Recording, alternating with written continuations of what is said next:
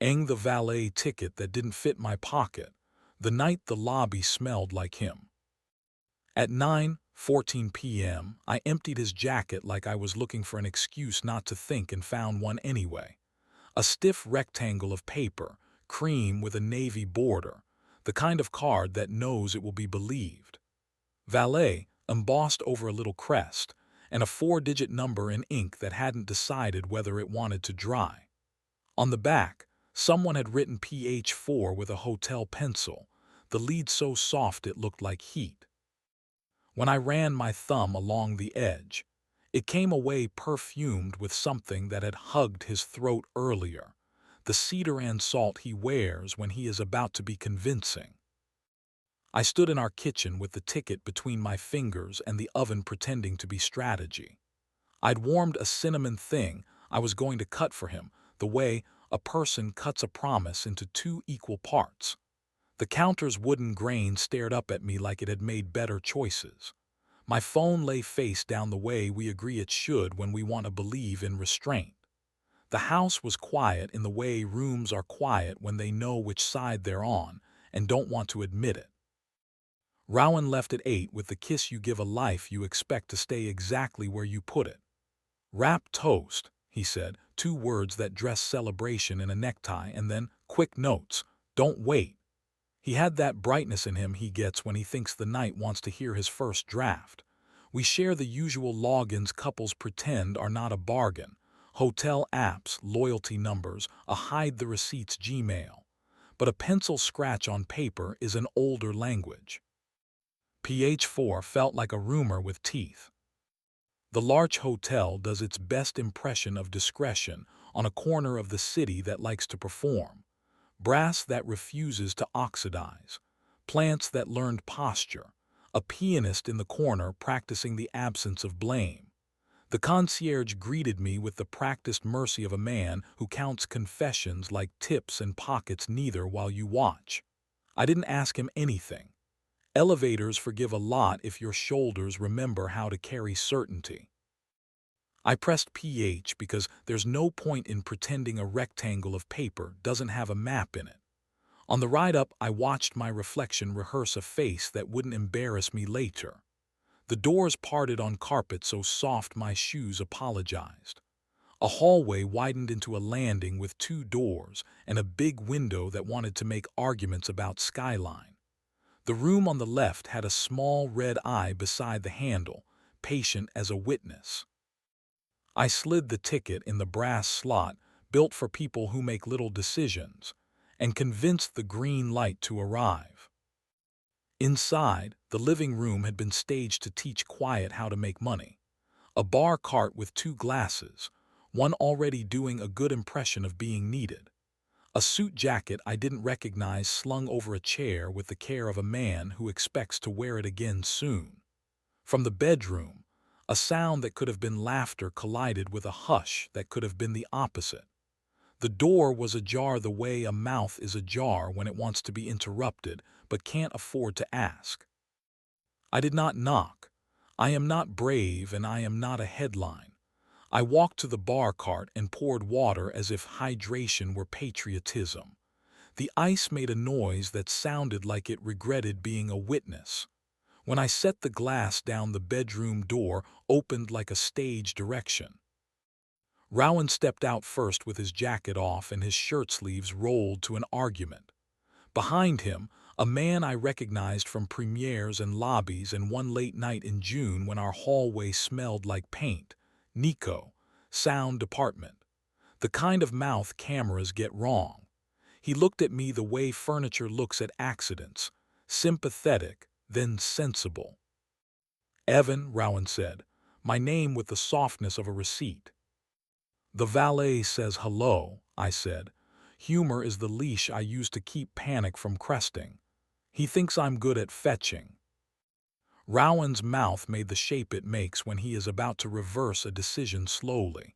He did not step closer. He did not step away. Nico did the polite thing and held still like a lamp. Not here, Rowan said. He glanced at the ceiling corner where cameras pretend not to exist. There's a terrace around the side. The terrace was a glass rectangle learning to be sky. Ductwork hummed the city's secrets. A round table waited with its mouth shut and its mind made up. I set both hands on the rail because my body needed instructions. Rowan's hand hovered an inch from my shoulder and then thought better. "I lied when I left," he said. "Rap happened. People said the version of goodbye that expects applause. And then I told myself I needed 30 minutes where wanting wasn't a performance but a temperature." "Which direction?" I asked, not giving him a name to hide behind.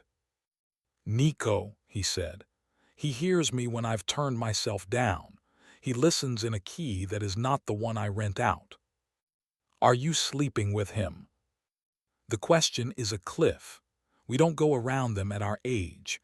We count to one and jump, or we carry the ledge home like furniture. "Not yet," he said, quick, clean. Then lower, with the honesty that knows which muscle will bruise. "I brought my mouth." The wind found the open part of my shirt and set up an argument there. The city below rehearsed quiet like it meant it. I looked at Rowan and then over his shoulder at the reflection of us in the sliding glass. We looked thinner than truth. I put 2 fingers under his jaw and lifted until our eyes were level. He didn't pretend not to like the instruction. "You want to be wanted for the part no one else believes exists," I said. "I'm guilty of it. I've wanted you there so badly I forgot not to be generous in rooms that don't deserve us." He laughed once, a small broken bone of a sound. "You always do referee too well." "Tell me to leave," I said. "Or tell me to take you home. Or tell me exactly what you want me to do to you so that this room has to work to stay relevant." His breath hit the air in the shape of my name. Permission and hunger and apology lined up in that order. "I want to come home and want you wanting me to," he said. "I want the kind of use that stretches without tearing."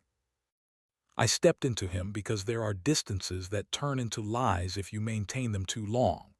His mouth found mine like it was checking something off a list it liked too much. Relief arrived first, then heat, then the slow reminder that hands can argue better than words when given good cause. I let my palm slide under his shirt to the heat at the small of his back where his body keeps its best arguments. He made that small sound that convinces me our kitchen is holy. The glass beside us threw our shapes back, and they improved us. We did not undress. We did not bruise where the city could notarize it. We were careful because careful can be erotic when it stops trying to be noble. I pressed him gently to the rail and let the rail press back enough to write a private half-moon he'd rediscover later and blame me for. He whispered stay in a voice that thought vowels were currency. I answered with pressure and a mouth that remembered we owned the right to hurt correctly. When we stepped back, we did it the way good performers do, together like a bow that owed no one an explanation. We walked through the suite as if it had lent us money we planned to pay back in daylight. Nico stood in the living room with his hands in his pockets, his mouth quiet. He met my eyes for exactly the time decency requires. "He's louder with you," he said. It wasn't a compliment. It was a fact I wanted to frame. "Rooms shouldn't make a man audible," I said. "People should." He nodded, and in that nod there was something like relief. We left him there not because we had to, but because the night needed us to demonstrate the correct exit. Back at our place, the cinnamon had cooled to the temperature of patience. We ate with our fingers because cutlery would have lied. The apartment recognized him again. His smell sat down in our air like a person who knows where to put their shoes. He watched my mouth as if the rest of me were a draft he intended to keep. I put my hand at the back of his neck and brought him to me for a kiss that was thick enough to count and thin enough to leave something for morning. We went to bed with the kind of care tired saints must envy. I knew where his shoulder lives when it doesn't want to confess. I knew how to coax it. He knew where to set his palm on my ribs to move me without turning me into a sermon. We borrowed from the night and returned everything but the memory. Morning made honesty less expensive. He made coffee. I opened windows so the day could borrow our names and bring them back better aligned. The valet ticket sat on the counter like a story that wanted a title. He reached for it, 2 fingers careful. "I'll tell you everything," he said. "The version you can live with, not the version I auditioned for." "After the canal," I said. "After we let the water lie about Paris and forgive it. After we remember we like the same bench and the same stupid pigeons and the same cheap donuts that call themselves croissants." We did that. He talked in small truths first, lighting temperatures and board notes and how applause tastes like sugar if you don't rinse your mouth right away, then ran out of script and did something better. He put his hand on my wrist and squeezed once and told me he was tired of being interesting on demand. He told me he wanted to be wanted where wanting wasn't an audition. He told me he had thought of my mouth on the terrace like a map. He said he was sorry in a register that didn't ask me to become a judge. I didn't forgive him then. Forgiveness is a daylight word and mornings charge interest. I took his hand and called it a partial payment. He nodded like a man who recognizes a ledger and doesn't want to pretend he can do the math in his head. 2 days later, I saw Nico in a lobby that smelled like ambition and lemon. He gave me the nod men give when they have chosen to be furniture on purpose. He didn't apologize, and I didn't deputize. We stood in an elevator that wrote our names backward on the mirror and both of us read them just fine. This is not a story about better men. This is a story about truer ones. I don't trust valet tickets, hotel pencils, or the way a room writes your body into a sentence it has no business finishing.